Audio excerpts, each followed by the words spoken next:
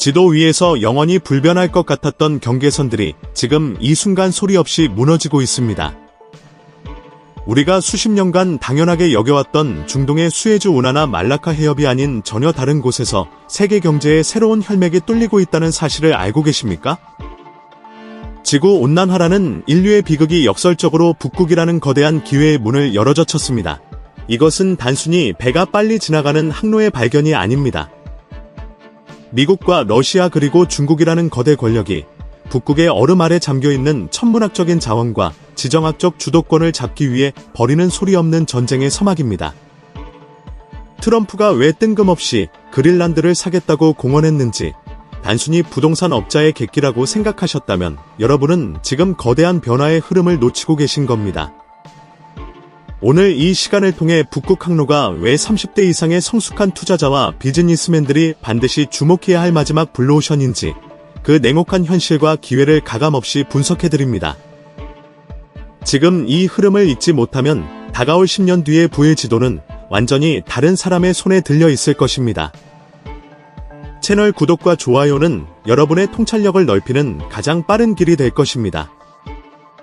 지금 바로 북극의 진실 속으로 깊숙이 들어가 보겠습니다. 지구의 가장 북쪽 끝, 그곳은 오랫동안 죽음의 땅이었습니다. 1912년 차가운 대서양 한가운데서 침몰한 타이타닉호의 비극을 기억하십니까? 당시 인류는 거대한 빙산 앞에서 무력했고 그 공포는 100년이 넘는 시간 동안 북극을 금단의 구역으로 묶어두었습니다. 하지만 지금 우리가 마주한 현실은 과거의 공포와는 전혀 다른 양상으로 흘러가고 있습니다. 기후변화라는 인류 공동의 재앙이 역설적이게도 북극의 단단한 얼음벽을 허물고 있습니다. 환경론자들은 이를 기후의 슬픈 얼굴이라 부르며 탄식하지만 냉혹한 비즈니스 세계에서 이 눈물은 곧 황금으로 변하고 있습니다. 매년 서울시 면적의 수십 배에 달하는 얼음이 녹아내릴 때마다 세계 경제의 지도는 다시 그려집니다. 2050년경이면 북극해의 얼음이 완전히 사라지는 아이스프리 시대가 도래할 것이라는 분석은 이제 가설이 아닌 확정된 미래에 가깝습니다. 과연 이것이 우리에게 단순한 자연재해일 뿐일까요? 전문가들은 이 지점에서 아주 냉정하게 질문을 던집니다. 얼음이 사라진 자리에 드러난 것은 무엇인가 하는 점입니다. 그곳엔 인류가 수백 년간 갈구해온 전 세계 미개발 천연가스의 30%와 원유의 13%가 잠들어 있습니다. 과거 타이타닉을 집어삼켰던 그 빙산들이 물러난 자리가 이제는 자원부국으로 가는 지름길이 된 셈입니다. 여기서 우리는 인류의 도덕적 딜레마와 마주하게 됩니다. 지구의 허파가 무너지는 것을 슬퍼해야 할지 아니면 그로 인해 열리는 거대한 물류혁명에 환호해야 할지 말입니다. 하지만 분명한 사실은 우리가 주저하는 사이에도 누군가는 이미 그 얼음바다에 깃발을 꽂고 있다는 점입니다. 100년 전의 비극이 기술의 발전과 기후의 변화를 만나 거대한 상업적 기회로 탈바꿈하는 이 과정은 실로 경이로우면서도 섬뜩한 광경입니다. 과거에는 통제할 수 없었던 위험이 이제는 실시간 위성 데이터와 고도의 항해 시스템을 통해 관리 가능한 영역으로 들어왔습니다. 에이스라고 불리는 자동 선박 식별 장치와 빙산 추적 레이더는 이제 제2의 타이타닉 비극을 허용하지 않습니다. 이제 북극은 더 이상 미지의 공포가 아니라 철저하게 계산된 수익률의 전장으로 변모했습니다. 단순히 계산기만 두드려보면 북극 항로는 마법 같은 해결책입니다. 기존 수에즈 운하를 거치는 길보다 거리는 7,000km가 단축되고 시간은 보름 이상 줄어드니 물류혁명이라는 말이 아깝지 않습니다. 하지만 왜 거대 선사들은 여전히 이 지름길을 두고 멀리 돌아가는 길을 택할까요? 여기에는 낭만적인 기대감을 단숨에 무너뜨리는 냉혹한 경제적 역설이 숨어 있습니다. 가장 먼저 맞닥뜨리는 벽은 배보다 배꼽이 더 큰 건조 비용입니다. 일반적인 컨테이너선은 북극의 영하 40도 이하의 극한 추위와 얼음 파편을 견디지 못합니다. 이를 위해 강판을 두껍게 보강하고 특수 엔진을 장착한 내빙선이나 쇄빙선을 건조해야 하는데 이 비용이 일반 선박보다 최소 1.5배에서 2배 이상 높습니다. 수천억 원을 호가하는 최신형 흠 아레시라스급 선박을 북극용으로 만든다고 가정하면 그 초기 투자비를 회수하는 데만 수십 년이 걸릴 수도 있다는 뜻입니다. 여기에 운영상의 리스크는 불에 기름을 붓습니다. 북극해를 지나려면 러시아의 허가가 필수적인데 이들이 요구하는 쇄빙선 에스코트 비용과 도선료는 상상을 초월합니다. 사실상 통행료라는 명목으로 이윤의 상당 부분을 러시아에 상납해야 하는 구조입니다. 게다가 보험사들은 북극 항로의 사고 데이터가 부족하다는 이유로 일반 항로의 10배에 가까운 살인적인 보험료를 책정합니다. 시간은 벌었지만 그 대가로 지불해야 할 금융비용이 수익성을 갉아먹는 셈입니다. 더욱 치명적인 것은 정시성의 부재입니다. 현대 물류의 핵심은 정확한 시간에 물건을 배달하는 것입니다. 하지만 북극의 날씨는 변덕스러운 괴물과 같습니다. 아무리 얼음이 녹았다고 해도 갑작스러운 기상 악화로 배가 멈춰서면 보름을 단축하려다 오히려 한 달을 더 소비할 위험이 상존합니다. 30대 이상의 노련한 비즈니스맨이라면 잘 아실 겁니다. 불확실성은 비즈니스에서 가장 혐오해야 할 적이라는 것을 말입니다. 결국 지금의 북극 항로는 모든 이에게 열린 기회의 땅이라기보다는 막대한 자본력과 리스크를 감당할 수 있는 국가급 플레이어들만의 전유물로 남아 있습니다. 경제성이 환경적 제약을 완전히 압도하기 전까지 우리는 이 얼음 바다가 던지는 달콤한 유혹 이면의 날카로운 가시를 직시해야 합니다. 지도를 펼쳐 북극권의 중심을 가만히 들여다보십시오. 그곳에는 거대한 얼음 덩어리로만 보였던 그린란드가 마치 북극해를 지키는 눈동자처럼 자리 잡고 있습니다. 과거의 그린란드가 그저 인류의 접근을 거부하는 동토의 땅이었다면 이제는 전 세계 물류의 흐름을 통제하는 북극의 싱가포르로 급부상하고 있습니다. 이것이 바로 도널드 트럼프가 재임 시절 그린란드를 매입하겠다는 황당해 보이는 제안을 던졌던 진짜 이유입니다.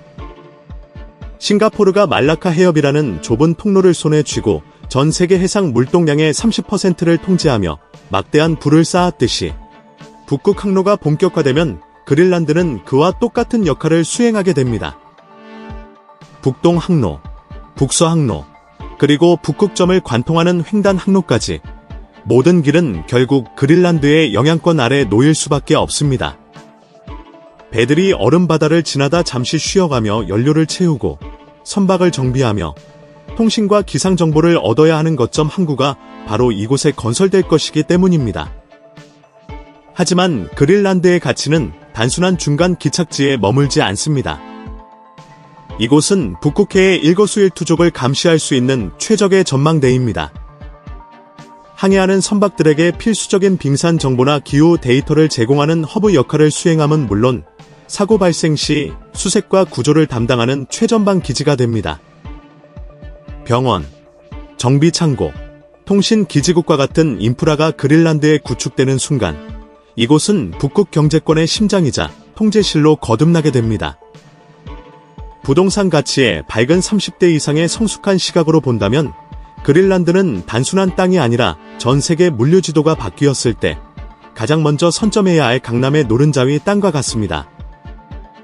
지리적 입지라는 것은 돈으로 살 수 없는 절대적인 권력입니다. 강대국들이 왜 이곳에 천문학적인 자금을 쏟아부으며 항만과 공항을 현대화하려 혈안이 되어 있는지 그 본질을 꿰뚫어 보셔야 합니다. 물론 그린란드가 자생적인 힘으로 이 모든 인프라를 구축하기에는 한계가 있습니다. 그렇기에 이곳은 강대국들의 대리전이 펼쳐지는 가장 뜨거운 전장이자 동시에 우리가 파고들어야 할 전략적 틈새가 존재하는 곳이기도 합니다. 누군가는 이곳에서 얼음이 녹는 것을 걱정할 때 승부사들은 그 얼음이 녹아 드러난 항로의 길목에 자신의 깃발을 꽂을 준비를 하고 있습니다. 북극은 더 이상 평화로운 얼음 왕국이 아닙니다. 미국과 러시아, 그리고 중국이라는 세 거인이 서로의 목을 겨누며 벌이는 가장 냉혹한 지전략적 체스판이 되었습니다. 30대 이상의 시각에서 이 전쟁을 바라본다면 이것은 단순히 영토의 문제가 아니라 향후 100년의 에너지와 물류 패권을 누가 쥐느냐의 생존 문제입니다. 가장 먼저 이 판을 주도하고 있는 것은 러시아입니다. 러시아는 북동 항로의 실질적인 주인임을 자처하며 북극해 연안을 따라 군사기지를 재건하고 강력한 쇄빙선 함대를 배치했습니다. 그들에게 북극은 서방의 제재를 뚫고 나갈 유일한 탈출구이자 전 세계에 에너지를 공급하는 거대한 파이프라인의 연장선입니다. 러시아의 승인 없이는 북극을 지날 수 없다는 오만한 태도는 이미 현실이 되었습니다. 이에 맞서는 미국의 움직임은 최근 급격히 빨라졌습니다. 과거 1940년대부터 그린란드를 안보기지로 활용해왔던 미국은 한동안 북극에 소홀했던 실수를 만회하려 하고 있습니다. 트럼프의 그린란드 매입 발언은 결코 허언이 아니었습니다. 미국은 최근 16척의 최첨단 쇄빙선을 동시에 발주하고 90억 달러라는 천문학적인 예산을 투입해 북극권 인프라를 현대화하고 있습니다. 이는 러시아의 독주를 막고 북극의 눈동자인 그린란드를 확실한 미국의 영향권 아래 두겠다는 강력한 의지의 표명입니다. 가장 흥미로운 플레이어는 중국입니다.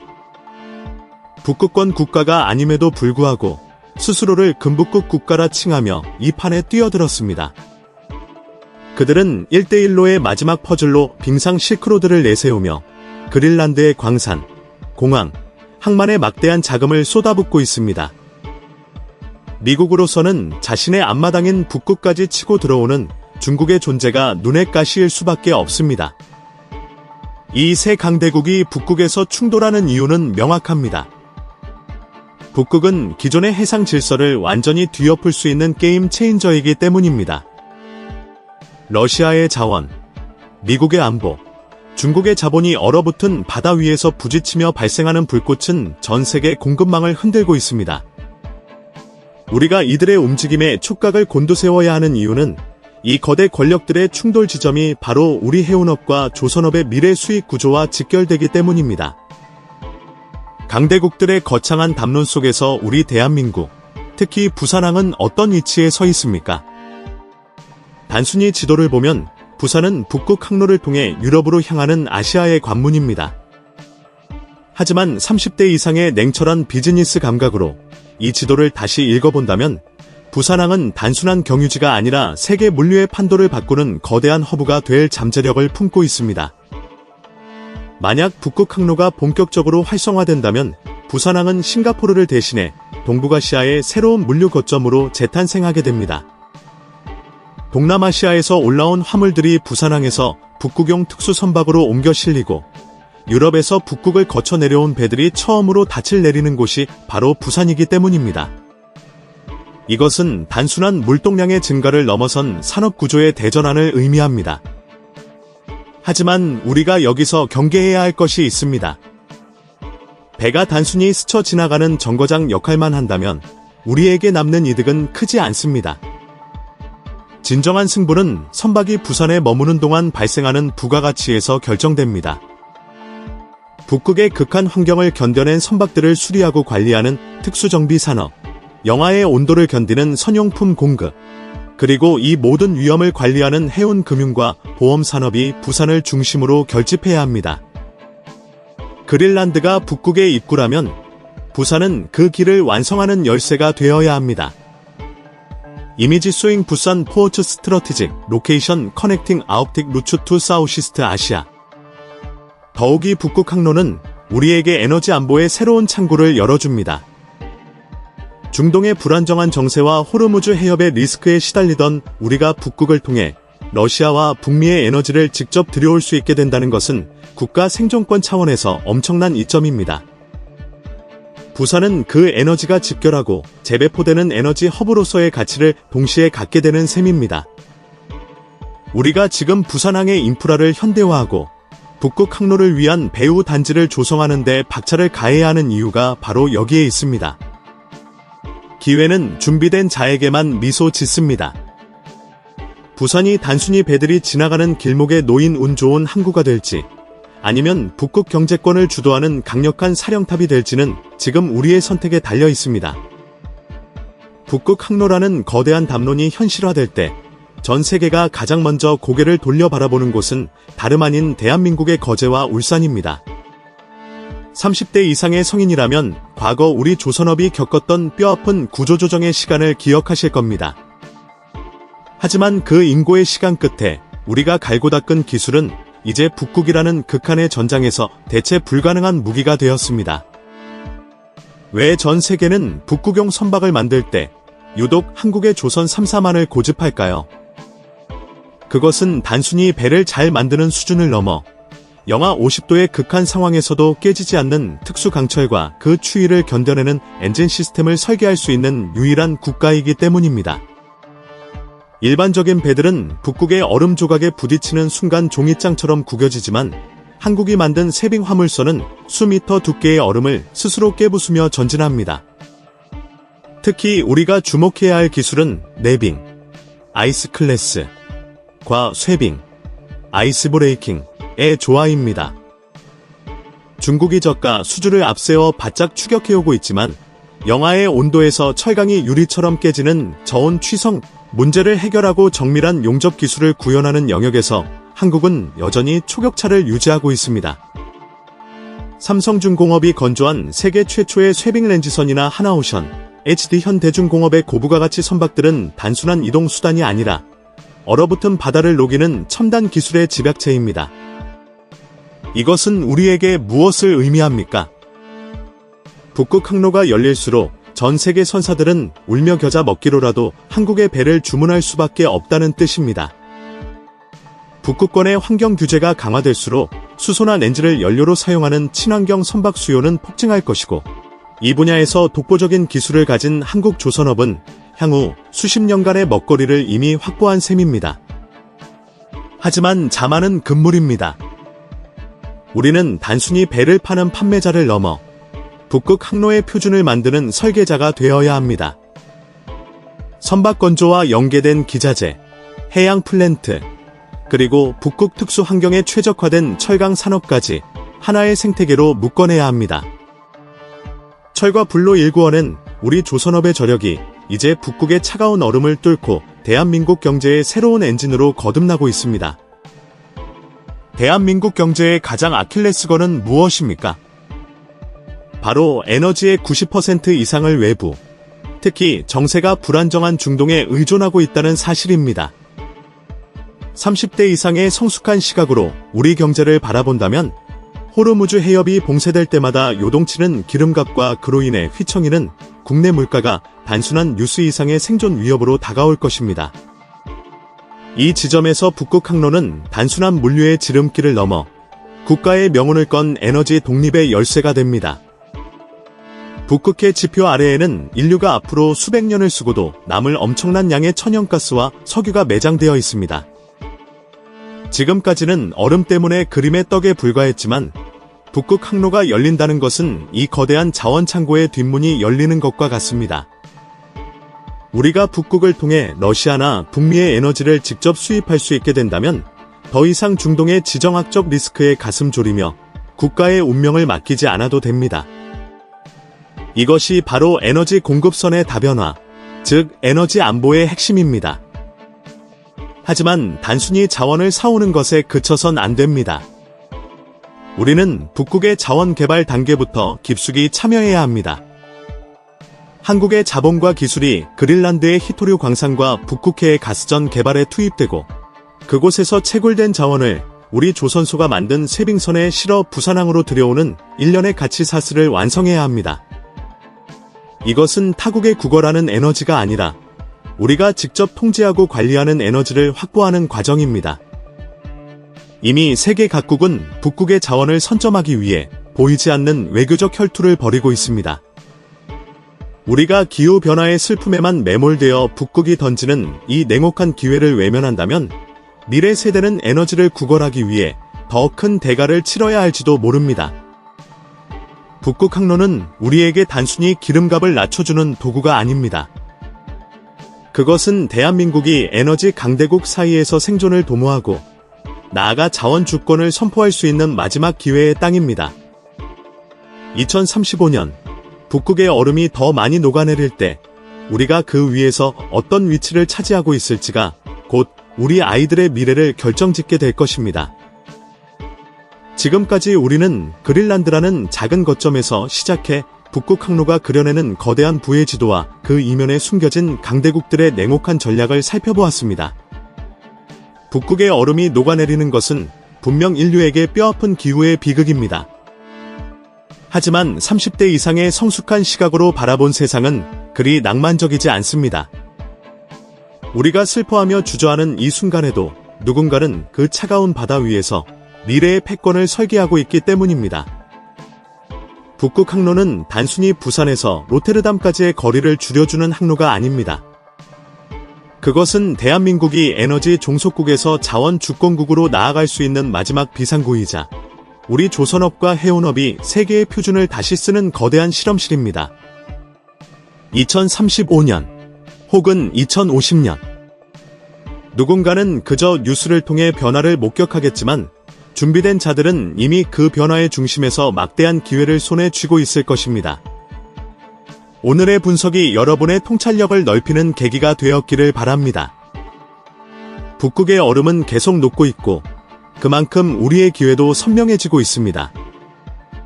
여러분은 이 거대한 물결 위에서 어떤 선택을 하시겠습니까?